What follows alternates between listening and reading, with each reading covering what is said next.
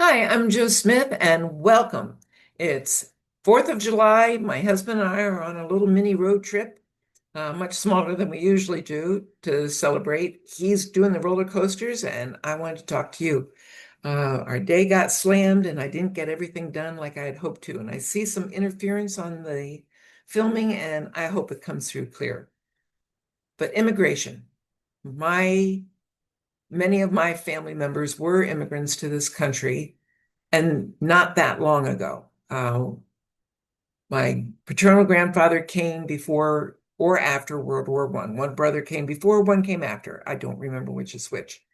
And my maternal grandmother, actually, I was told she was French Canadian, but I have since discovered, was actually born in the United States, but apparently lived in Canada most of her life until she married my grandfather.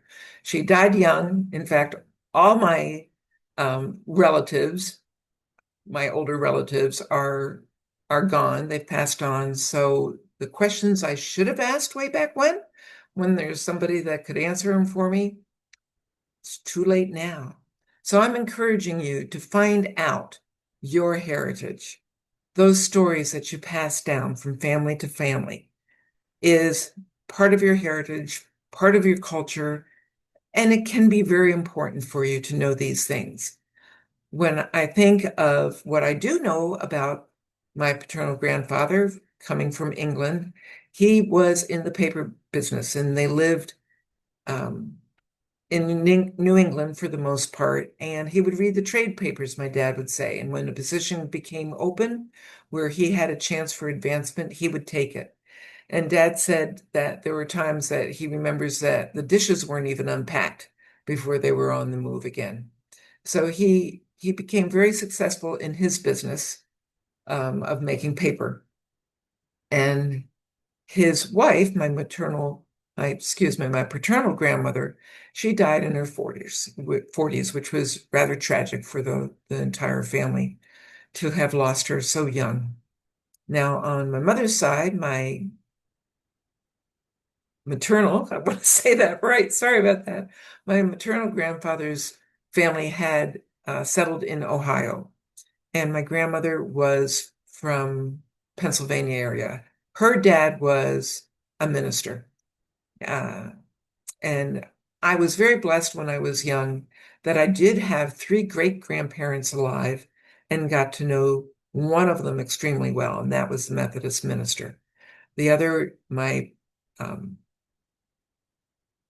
my, oh, um, it doesn't matter which was which, but anyway, the one from Ohio, on my mother's side, her grandfather, I got to know him a little bit.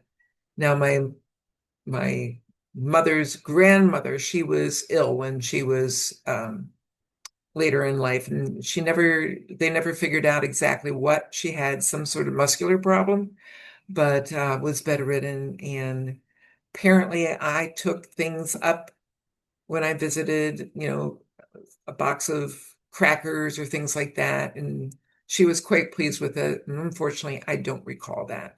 But age was never a big issue with me. And I think that's because I did have three great grandparents that were alive when I was young.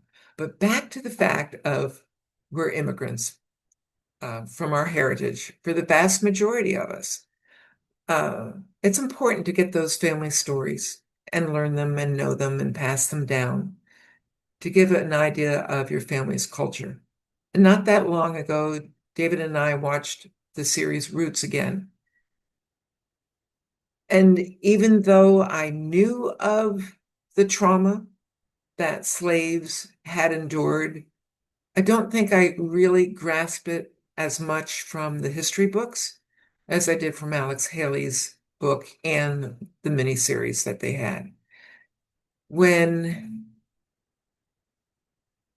I see people that claim to be Christians kidnapping, abducting, taking people away from their homelands, down in the hulls of the ship and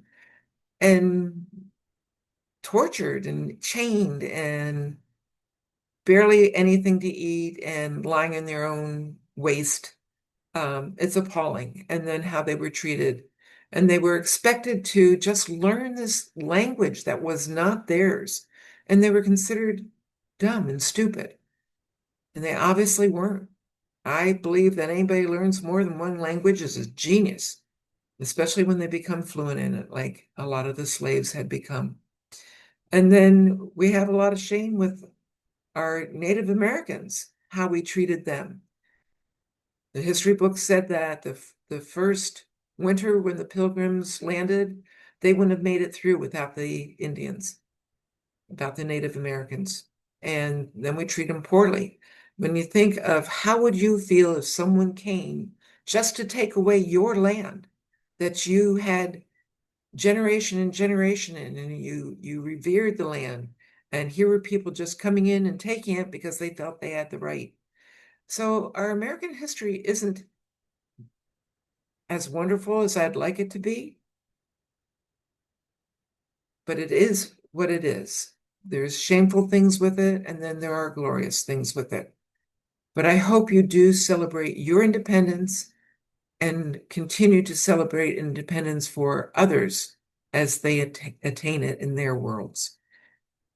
Like I said, I feel very blessed that I was born in the United States. I had nothing to do with it, but it's an honor to be a United States citizen. I'm Joe Smith, encouraging you to think about things differently. Be open to some of the things that perhaps have been shameful in our history, actually been shameful in our history, but still celebrate the good that we do have and that we can share and can offer other people who want a better life. So decide what you really want out of life, who you want to be, and go for it. Don't let anyone or anything stop you.